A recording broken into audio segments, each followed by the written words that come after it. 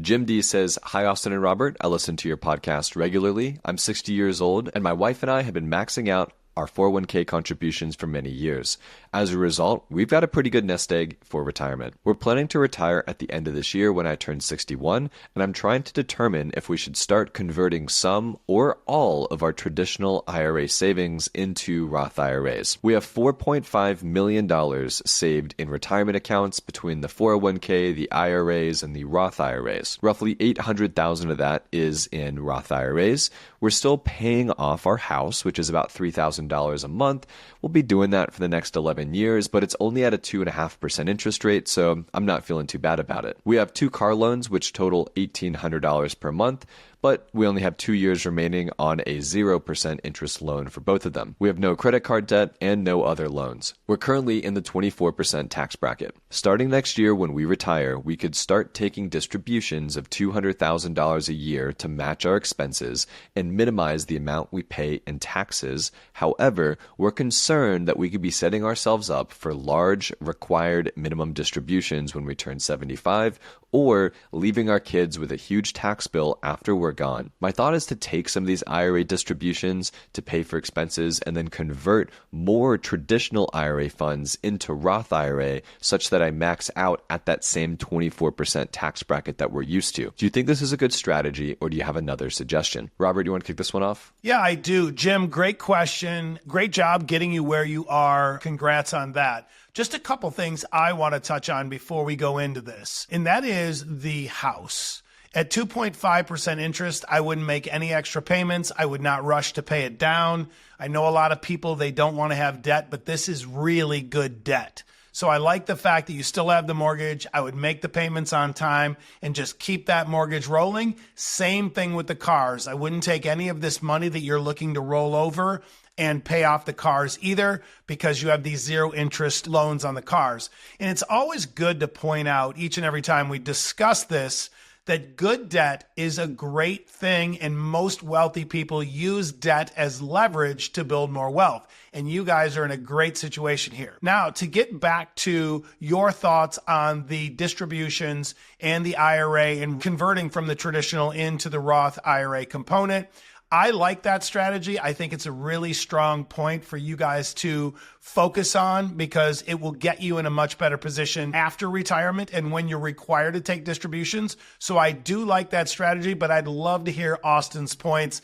because he's really, really good at breaking these down. Okay, so for everyone listening at home, that's like, what the heck is a required minimum distribution? What is Jim talking about? And why is he stressing about having $4.5 million in retirement? So there's something called a required minimum distribution. And let's take a step back here. So the $4.5 million that Jim has in his retirement accounts, most of that money, right, besides that $800,000 in a Roth IRA, so let's get granular here, let's call it the $3.8 million. That $3.8 million, he's not paid taxes on it, right? So he didn't pay taxes on the contributions, and he still hasn't paid taxes on the profits that it's grown into. And so the IRS is like, yo, Jim, we're ready for our money, man. Like you're sitting on all this money, like, where's our cut? And so required minimum distributions, Jim mentioned about 75 years old. That's about when he'll probably start taking them, depending on what the IRS I think right now it's like 73, but maybe it turns to 75 by like 2036 or something here. So like it makes sense for him to think about 75 years old.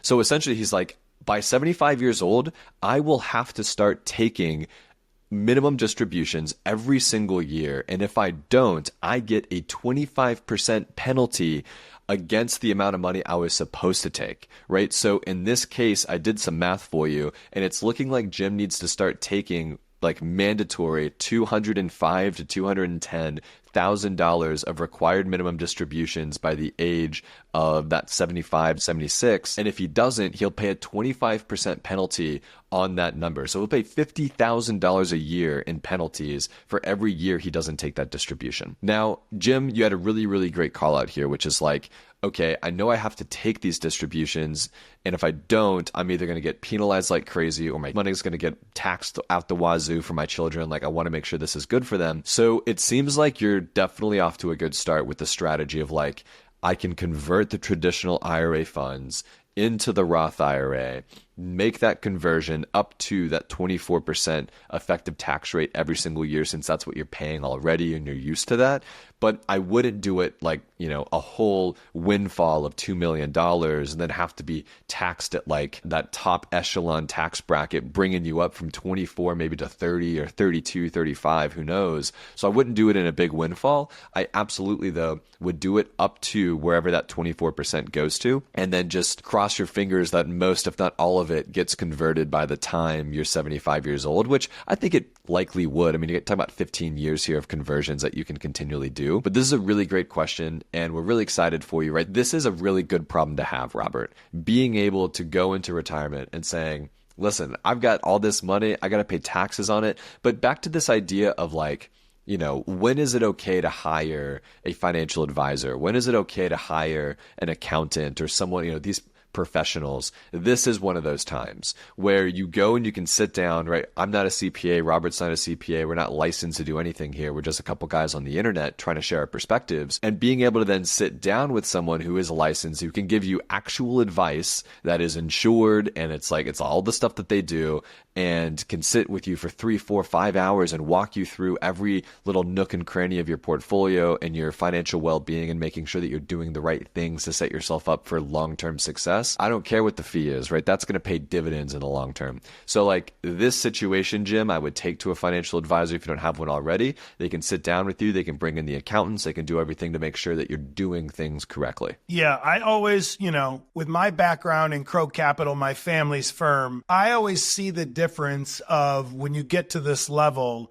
of what having a fiduciary financial advisor really can do. And it really comes down to one simple sentence. It's not what you make, it's what you keep. And having all of those strategies like you've laid out here, Jim, and like we're trying to explain to everyone, really helps you keep the most, but also build the strategies for the future for your children. So Austin, that was a really, really good breakdown, and good luck, Jim. And if you have any questions, obviously ping us in the chat, or I can set you up with a free call as well.